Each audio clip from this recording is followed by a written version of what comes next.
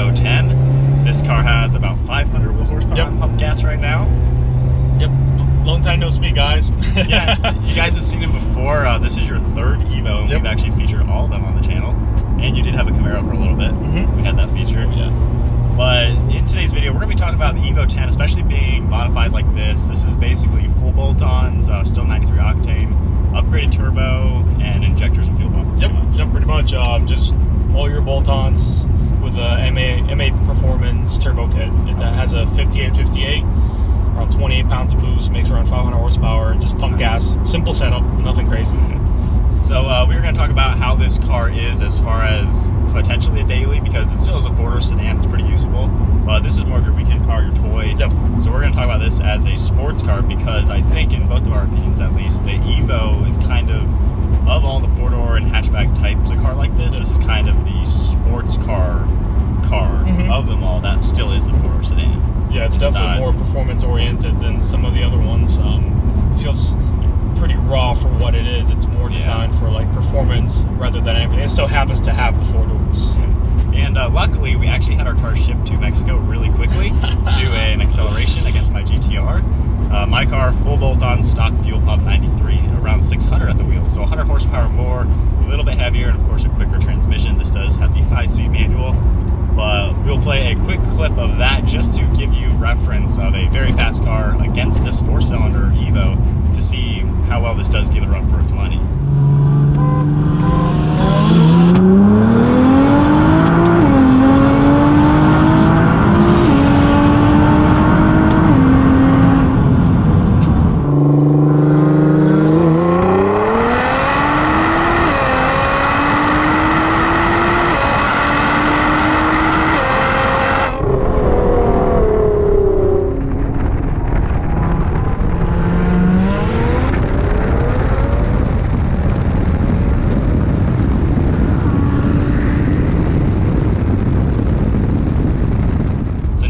Have seen the video of the GT-R race against this car. Getting gapped. My car getting gapped.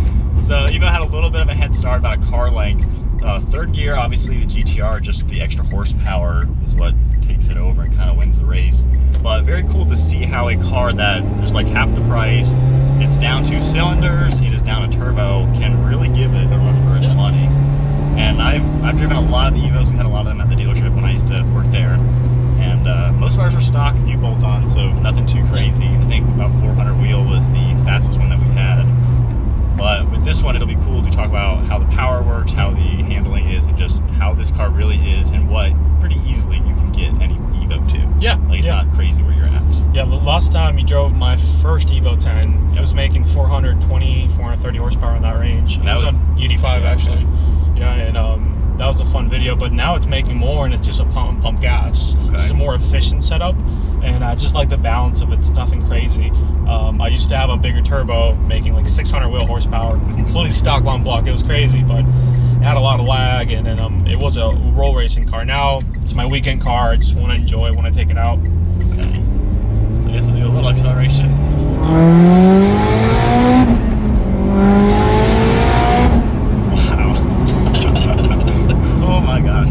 So this has a stock axle back, but it's got a wastegate that just dumps it under 10 pounds.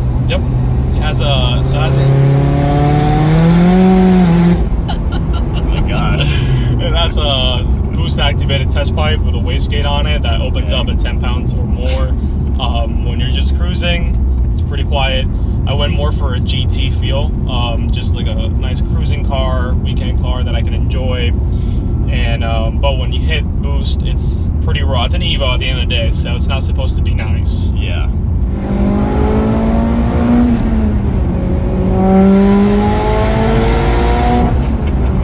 It sounds really cool. It just adds to the drama. Yep. So we'll go into third gear. Around a sharp turn, slowing down around it.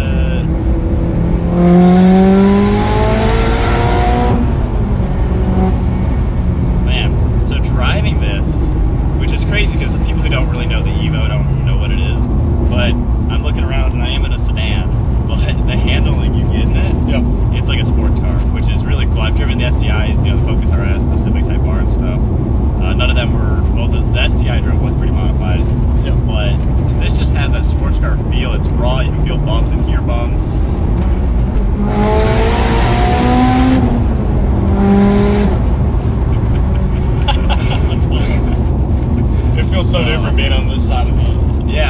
there. Not too often you're probably there. Yeah. Oh my gosh, though. It really keeps you on your toes the way the power comes on. Yep. And it doesn't hit you that hard. I guess like the other turbo you probably had did it. But the power seems to come on pretty well to where it's usable around town. Yep. You can actually use it. You don't have to redline it and ring it out every single time you drive it. Yeah, you don't have like 2 seconds of delay when you hit the throttle typically. Yeah. You know, and there's some lag because it's the nature of a turbo car, but it's fun. All right, so we'll do a bit of a first gear pull. We'll get up in the RPMs.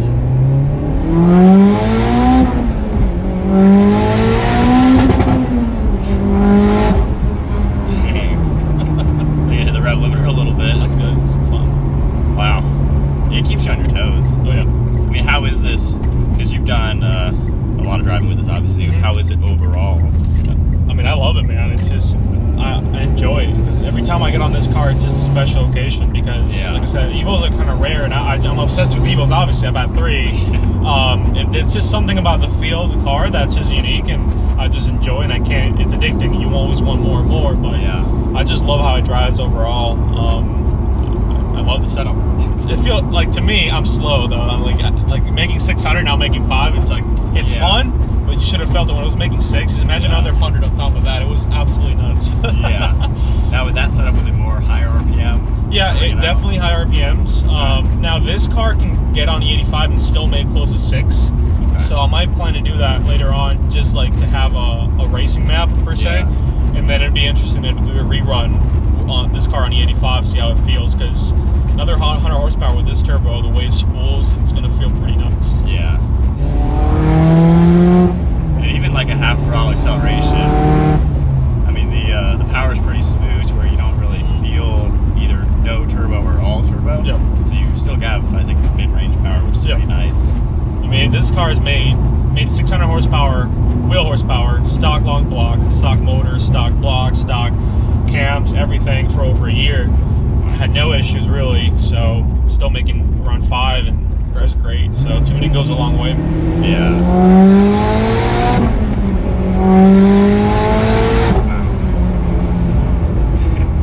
I mean, it definitely, does it hit full boost around what, 5,000? Yeah, I'd say around 45 to 5.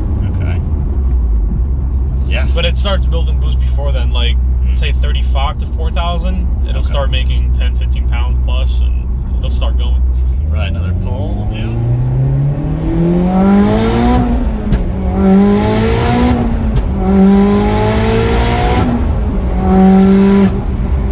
can tell the gears are kind of short. Oh yeah, very short.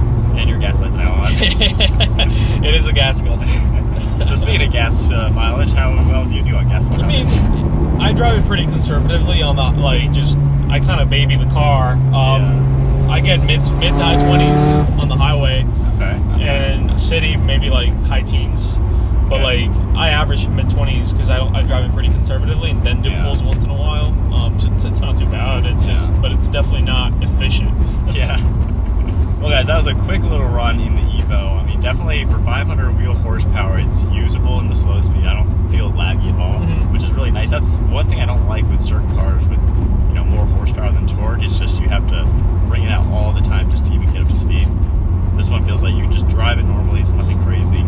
I like the exhaust setup. It's kind of like having an active exhaust. Yep. If you're not on it, it's stock. Yeah, we can talk. It's not drony. It's just... Yeah, it sounds exactly normal. And then when you are on it... Oh, man, I'm sure it's shooting flames out of there or something. I'm sure the ground... And it's right there so you can hear it. So. Okay. And then, being a 4-door, you can still put people in the back. It's not the biggest trunk comparing it to competitors, I guess, but for what it is, it's definitely plenty useful. I just like how these cars, I keep coming back to them, and just like how rare they are and how cool they are. You can do so many different builds with them. You can go for straight line power, you can go for autocross, you can just go for a street setup like mine. I'm obsessed with them. And it's nice, even with this power. I mean, I'm sure your bigger turbo, that probably would have been about neck and neck, because my car should be around 600. So even 100 horsepower and more with one car head start. My car had to get up into the third gear, and then the power just starts taking off.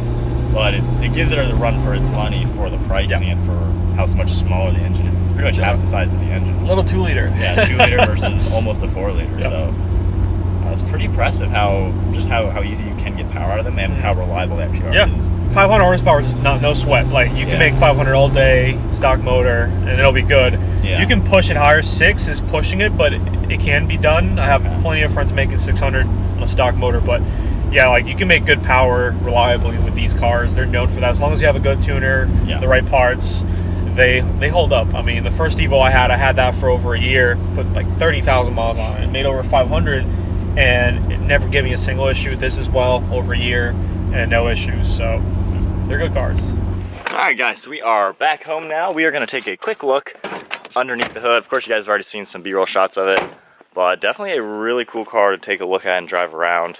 Very clean on the outside, so basically a carbon fiber front lip, adjustable suspension, very similar ride height, the factory Brembos, carbon fiber trunk in the rear. So underneath the hood, what do we got? We have a few parts. Yep, mostly you're going to see the MA Performance Turbo Kit, which is what it has. So obviously you'll see your upper intercooler pipe, your MAP cast manifold, and then it has the turbo and the 5858 ball bearing turbo in there. From mount intercooler, obviously, and that's pretty much it. It has obviously your downpipe and your test pipe, stock cap back. It's nothing crazy. It's a very simple build, but enough to make that 500 on pump gas was what I was looking for. Super clean, nothing crazy. All right, guys, so that is about going to wrap up taking a look at his Evo 10. I appreciate the test drive. Appreciate coming out here, take a look at it.